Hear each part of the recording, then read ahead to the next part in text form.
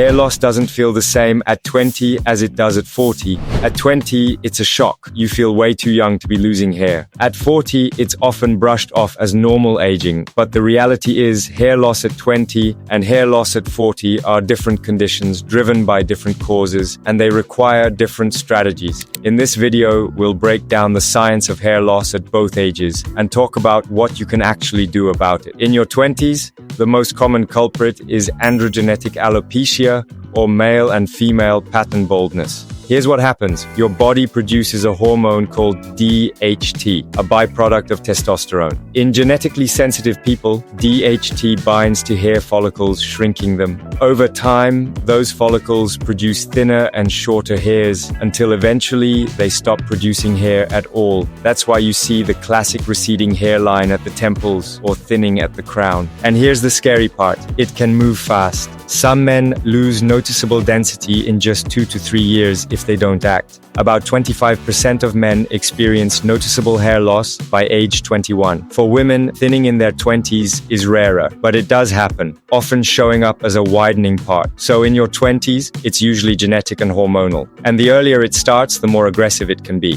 By your 40s, the picture is more complex. Yes, genetics still matter, but there are new layers added, hormonal shifts. In women, menopause causes estrogen to drop, which can accelerate thinning. In men, testosterone levels gradually fall, but follicles remain DHT sensitive. Stress and lifestyle. Years of chronic stress, poor sleep, or unhealthy habits can lead to telogen effluvium, condition where hair follicles go into rest phase and shed. Nutritional deficiencies. By 40, iron, vitamin D, and thyroid issues are more common, and they all affect hair. Diffuse thinning. Instead of sharp bald spots, many people in their 40s notice overall thinning across the scalp. Around 50% of men and 40% of women show noticeable thinning by age 40. Female pattern thinning peaks between 45 to 55, right around menopause. In your 20s, the strategy is early intervention. This is when treatments like Minoxidil or Finasteride are most effective because your follicles are still alive, just shrinking.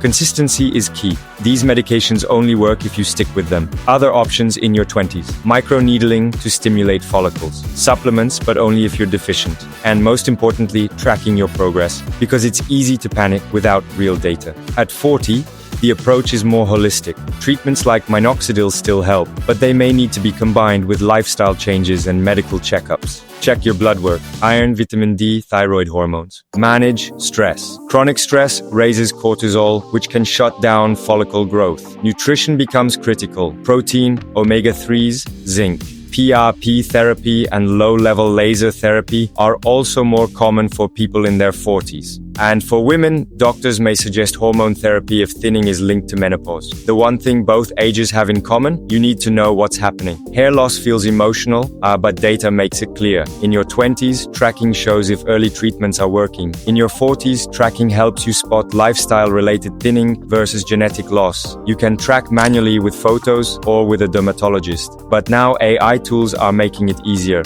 For example, Myhair.AI analyzes your scalp photos, detects miniaturized hairs, measures bald spots, and shows changes over time. It even projects where your hair might be if you keep going or if you do nothing. It's not a replacement for doctors, but it gives you clarity at home. So, hair loss at 20 versus 40, two very different stories. At 20, it's usually fast, genetic, and driven by DHT. You need early, consistent action. At 40, it's slower, more complex, and often tied to lifestyle or health factors. You need a holistic approach. But the truth is the same at both ages. The earlier you know, the more you can do. And whether you're 20, 40, or beyond, tracking and taking action is always better than waiting. Hair loss isn't just about age, it's about biology, lifestyle, and timing. At 20, you're fighting against aggressive genetics. At 40, you're balancing hormones, health, and time. But at any age, prevention and awareness are the real weapons. Thanks for watching. And remember, the earlier you face hair loss, the more control you have over it.